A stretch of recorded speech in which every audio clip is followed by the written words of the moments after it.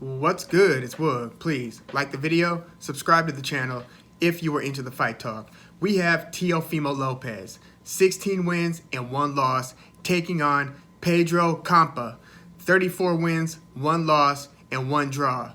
You know it's a mismatch when they don't even put the opponent on the flyer. Damn.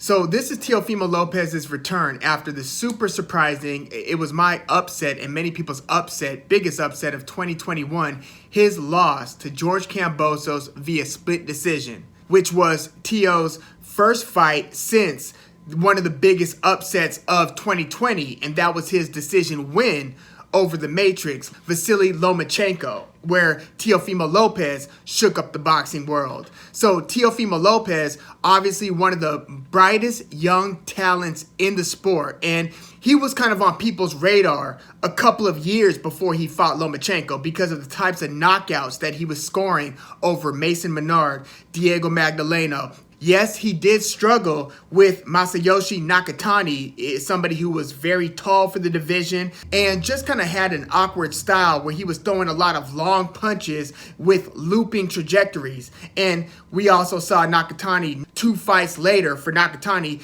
get totally demolished by Lomachenko, and maybe that was Lomachenko's way of saying, no, I am better than Teofimo Lopez. We'll see if they ever rematch. But at the time that Teofimo Lopez versus Vasily Lomachenko, or at the time Vasily Lomachenko versus the young up-and-comer, like 22, 23 years old at the time, Teofimo Lopez, when that was announced, a lot of people were advising against it. I thought it was very dangerous and probably premature for Teofimo Lopez to take that sort of a risk. And, a lot of people forget what the expectations on certain fights were coming into it. It's almost like, Anthony Joshua versus Usyk 1.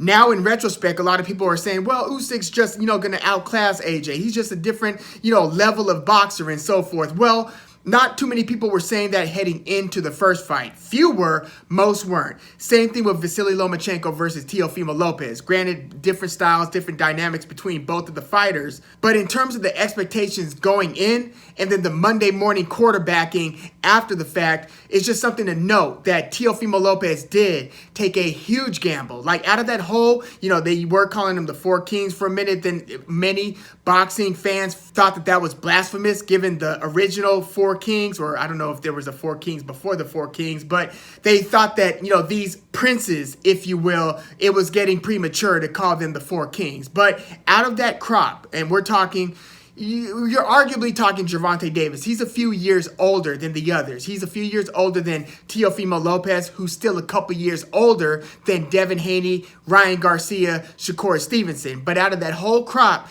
it was Teofimo Lopez who took the first big plunge into the deep end against one of the most well-rounded and respected fighters in the sport, a pound-for-pound top 3 for the past few years in Lomachenko, and he did what he had to do, shook up the boxing world and captured all of the belts, but arguably not the WBC belt. But we all know about that controversy that was hopefully put to rest with the consolidation of the WBC belt between George Kambosos and Devin Haney, with Devin Haney holding the actual WBC belt, basically winning the franchise belt off of Kambosos that wasn't supposed to be transferable in the first place, but that's a different conversation for another day. Teofimo Lopez basically went from having the highest of highs in beating Lomachenko to having the lowest of lows in not only losing to George Kambosos, but it was the way that he lost and a lot of the narratives after the loss, and then a lot of the commentary and the excuses, which some of the stuff was legitimate, like the health scare where he had like a puncture in his esophagus or something like that heading into the fight, where he probably should not have been in the ring at all. But he did end up going into that fight with Kambosos, and he said it was largely because the fight had been postponed so many times leading up to that point. You remember how big of a mess that was? The fight was originally supposed to be on like Triller, and then they changed up the date like 3 to 4 times, and then DAZN and Matchroom ended up taking the fight, and then the fight finally happened. So maybe Teo didn't want to reschedule anymore and ended up going into that fight in bad health. But bad health aside, I was looking at the strategy that he was using. Just the fact that, Teofimo Lopez, if you've seen his other fights, whether it's against Diego Magdaleno, who he knocked out in the 7th round, or against Richard Comey, who Teofimo Lopez beat to earn his first share of the title. That's how he won the IBF belt, and that was, I think, on the same night as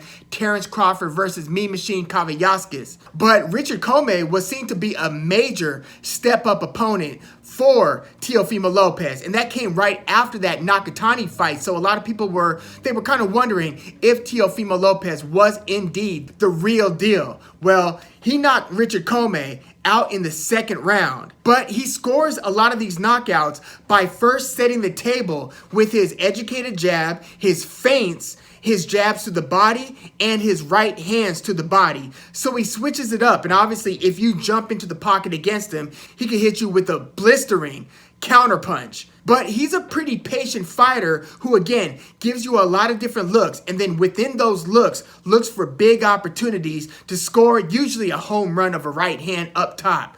But he came into the George Kambosos fight like he was a bully who was just trying to fight somebody after school and just kind of going for broke, acting like this was a 3-round fight, not a 12-round fight. That was the attitude Teofimo Lopez had coming into the fight with George Kambosos. And it was a little bit startling because he did score a lot of big punches in that first round before getting dropped by Kambosos in the first round. So Kambosos was not running for cover, but he was taking some shots, looking for opportunities to counter himself. And he was, to his credit, a pretty cool head under that pressure. Kambosos ends up having the fight of his life and ends up winning, again, against Teofimo Lopez, who, again, to his credit, with bad health, with a poor strategy, still found a way to at least make the fight competitive. Like, Teofimo Lopez was having his moments, and he did drop Kambosos in the later rounds, like the 8th or the 9th round. Dropped George Kambosos. So with all of the things that were not in Teo's favor, from the poor strategy, the very questionable advice that he was getting in his corner from his dad/trainer, to, again, the bad health, and maybe just losing a little bit of the hunger that he had before the Lomachenko fight. Like, remember when he was talking that big game about being the takeover, and everybody was kind of, we took him serious as a knockout artist, but we didn't think he was going to beat Lomachenko, right? And so when you hear him talking the way that he was talking, he sounded like, okay, young one, just calm down a bit. We'll see how bad you are. But he insisted that he was the truth and that he was a takeover. And when he beat Lomachenko in the way that he did, a lot of people were forced to buy into it. Well, shortly after the win against Lomachenko, you kind of notice when somebody is a celebrity versus when they were not a celebrity. Like, remember when Andy Ruiz beat Anthony Joshua and he was on all of the late night talk shows sitting in, I don't know if it was Jay Leno or Conan O'Brien or Stephen Colbert, whoever had the night show that Andy Ruiz was on. Like, he was making those types of rounds. And when you're getting that type of adulation and attention, and now you're about to get a bunch of money in the rematch, you wonder if the person is going to maintain the same discipline and vigor and overall dedication, devotion that they had before their quote-unquote big moment. So Teofimo Lopez, you started, naturally seeing him dress different, even kind of talk a little different, like you were definitely confident and brash going into the Lomachenko fight, but then when he was making his rounds on the Coppinger and Pugmire boxing show at the time, I missed that show, by the way, but when he was making those rounds, he was basically, trying to sound like the elder statesman, like the wise one. It was just kind of a different energy that I was sensing, and maybe I was wrong in even sensing that, but I'm just kind of noting something that I picked up on that had me wondering, not so much in his fight against George Kambosos, but going forward, how much hunger he was going to be able to sustain in the future. But I still thought he was going to more or less clean up and handle business against George Kambosos. But boy, were we wrong, right? That was one of the more shocking boxing events of 2021. And so now he's about to fight Pedro Campa, and he's going to be fighting him at 140. And that was another thing that he was kind of throwing out there as an excuse, for lack of a better term, on why things didn't go his way against George Kambosos. Now, he was, after that win over Lomachenko, saying that it was only a matter of time before he was going to go up to 140 anyway. But after the loss to George Kambosos, him and his dad made it sound like he probably shouldn't have been at 135 for that long anyway. So now he's at 140, and he's going to be fighting Pedro Campa, who is 34-1-1, so he's winning almost all of his fights. He's a pretty hard hitter. 23 of his 34 wins have come via knockout. But when you watch some film on the guy, right? For instance, I was watching La Roca, that's his nickname, La Roca. I was watching his most recent fight against Carlos Valadez. And one of the things that jumped out, just in the context of me thinking, okay, he's going to be fighting Teofimo Lopez. And I noticed this against Kenan Betancourt and Abner Lopez. Those fights were in 2019. But again, the fight against Valadez was his most recent fight. That was in March of this year. And he did knock Valadez out in the third round. He's got a nice, wide, sweeping left hook that he throws at the end of a lot of exchanges. So if you're doing the 1-2 thing and you stick around in the pocket, or even if you pull straight back, he could catch you with that looping hook, which is what he sunk Carlos Valadez with. And Valadez, I think, sustained an injury shortly after that. Like, that was close to the end of the round. And then I think between rounds, that's when Valadez quit due to the injury. But, you know, going into that fight, Valadez was kind of being presented as the A-side fighter. He himself at the time was 22-0. And if you look at the way that it was like dressed up on Boxing Azteca with Julio Cesar Chavez doing some of the commentary, it was in Spanish, so I wasn't understanding it. But it was Chavez, the legend, doing some of the side commentary. I couldn't help but think about how slow Pedro Campa was looking. And it wasn't just like the slowness of delivering the punch, but it was in the slowness of bringing the punch back. Like, sometimes he would throw a punch and he would kind of leave his arm out there.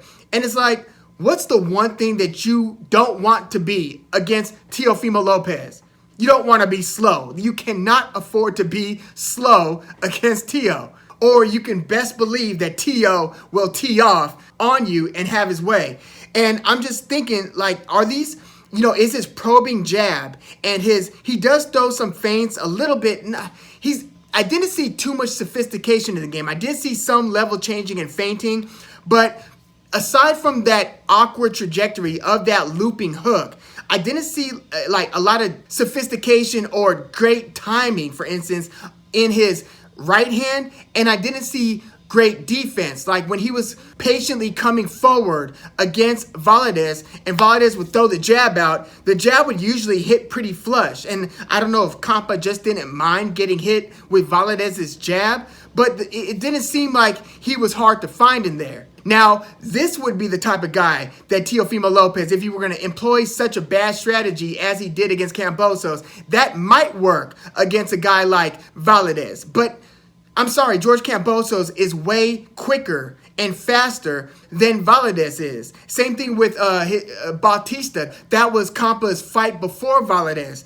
He ended up winning that one via TKO as well. And you're looking at his fight style, and I just don't see how he keeps on coming forward against Teo, because I haven't seen too many instances of him intelligently backing up. But he will sometimes throw that, you know, looping punch as a defensive weapon. Like if you come in on him, sometimes he'll reflexively just throw that.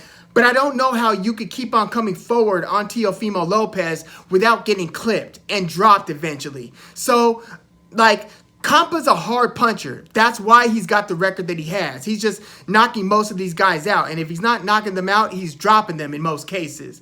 It's just, I haven't seen him fighting a lot of guys who will make him pay dearly for leaving his hand out there, for instance, or for his slow and measured pace given his punch output. Like, he throws a good amount of punches. It's not like he's very selective on, okay, I'm going to wait and wait and wait, then deliver. He's throwing punches, you know, it's kind of like a drip, drip, drip, drip through, like, think like a smaller version of Ali Demirazin, the guy who just beat Konachki. He's not looking to load up and throw any super meaningful 1 or 2 punches. It's just a steady diet of relatively hard punches. But I actually think that pound for pound, Campa might be a bigger puncher than Demirazin is at heavyweight. So, I mean, it is possible. You can say that Campa has a puncher's chance against Teofimo Lopez if Teo gets a little bit too confident and arrogant in the ring and isn't sharp and diligent in his defense. He can get hurt against the guy. And again, this is Lopez's first fight at 140. Granted, it's only 5 pounds up from 135. So it's one thing to find out if your punch is going to carry from 135. And then it's another thing to figure out whether you can absorb the punches from true 140-pound fighters. I'm assuming that this is going to be a very doable jump in weight for Lopez, not only in this fight, but I think that he's going to be a good, solid 140 guy for as long as he's in that division. I think he'll eventually make it up to 147, but I think he's going to do well at 140. I don't know if he's going to be the best in the division. I don't know if he could beat Josh Taylor or Regis Prograis, but Teofimo Lopez has the build. He's got the wide shoulders. Like, you've got the guys whose shoulders are very, like, narrow, but Lopez has always had pretty broad shoulders, so you knew that he had the frame that could go up in weight and without losing any of the attributes that make you such an effective fighter where you currently are. And, you know, they were talking about Lopez and his time at 135 being limited as far back as when he was fighting Diego Magdaleno. That was in February of 2019. They were talking about he's going to inevitably and very soon go up to 140. But even at that time, they were saying the showdown that they were looking for was Vasily Lomachenko versus Teofimo Lopez, which did happen, what was it, like 4 or 5 fights later. But yeah, I've got Teofimo Lopez catching Pedro Campa. Is probably going to happen in the first half of the fight. I think it's one of those things when Teofimo Lopez has you hurt pretty badly, he's good at, you know, closing the show. He didn't close the show against George Kambosos, but I think that we are going to get more of the Teo that we were used to seeing prior to the George Kambosos fight. I think he's going to go back to more of a patient strategy. That doesn't mean he can't get you out of there early. Again, he pretty surprisingly knocked out Richard Comey in the second round, but he was doing the different things to set the knockout up in the first couple of rounds before the knockout came. And Pedro Campa is 5'9", so he's not like as tall as Nakatani, so Teofimo Lopez won't have that type of a problem. So I do think that this is kind of it's a respectable, not a big name, but a respectable opponent. But it's kind of tailor-made for the return of the takeover, Teofimo Lopez. This one, I mean, you could, again, look at the flyer and see what's going on here. This is to get him back in the ring, back with a win, and a relatively easy fight. Not, you know, easy, but relatively easy, comparatively easy fight at 140, Teofimo Lopez's new division. So I'm not too mad at the matchmaking here. I mean, his last 3 fights were against Richard Comey, Lomachenko, and George Kambosos, and just before that it was Nakatani. So he hasn't had like an easy schedule by any measure. So I think that this is a very reasonable comeback fight for Teofimo Lopez. The question is, if he does handle business against Pedro Campa, what's next for Teo? He is currently on Top Rank, which has the lion's share of the elite talent at 140, just like, say, PBC has like the lion's share of the talent at 147 and 154. It just so happens that Top Rank has it going on at 130, 135, and at 140. 135 is a mixed bag. You've got talent kind of dispersed across promotional bodies. But 140, I mean, they've got Jose Ramirez, they've got Jose Zepeda, they've got Josh Taylor.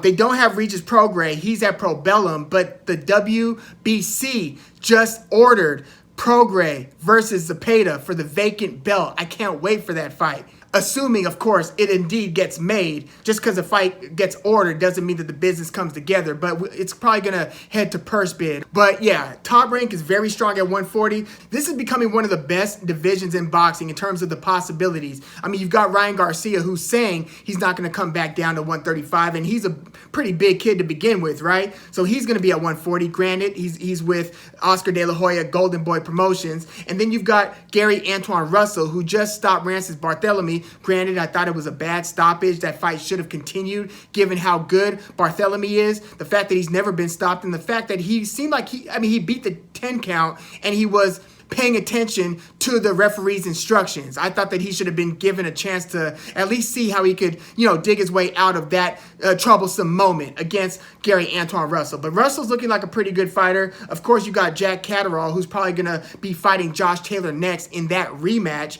But yeah, a lot of permutations of quality fights can take place at 140, especially if the promoters even a little bit are willing to do some cross-promotional fights at 140, but we'll see. But right now we've got Teofimo Lopez versus Campa. I'm taking Lopez. I'm going to take Lopez by stoppage, and I think that it's going to happen in the first half of the fight. I think that this is going to be a knockout that takes place in the first 6 rounds. Yes, Campa is 34-1, but not all fight schedules and the quality of opponents that a fighter is fighting, it's not all equal. You can rack up a pretty impressive record without fighting any top 15 or 20 fighters in the division. So yeah, I'm expecting a relatively early knockout, and again, I'm saying somewhere in the first half of the fight. I don't know if it would be like the first or second round versus the 4th or 5th round. I think that largely depends on how patient Teofimo Lopez is, how much, I don't know if there's any rust he needs to shake off, but you know, this could happen early. This could be like a 2nd, 3rd round knockout, but it could also, I think, be like a 5th or 6th. I'd be a little bit surprised if Campa is able to stay in the ring with Teo for more than 18 minutes. But yeah, let me know what you think about this fight in the comments. What do you think is going to happen, and what do you think will be next for Teofimo Lopez going forward, assuming that he handles business here? Please let me know in the comments. Like the video, subscribe to the channel if you are into the fight talk. I'm Woog. Thanks for tuning in.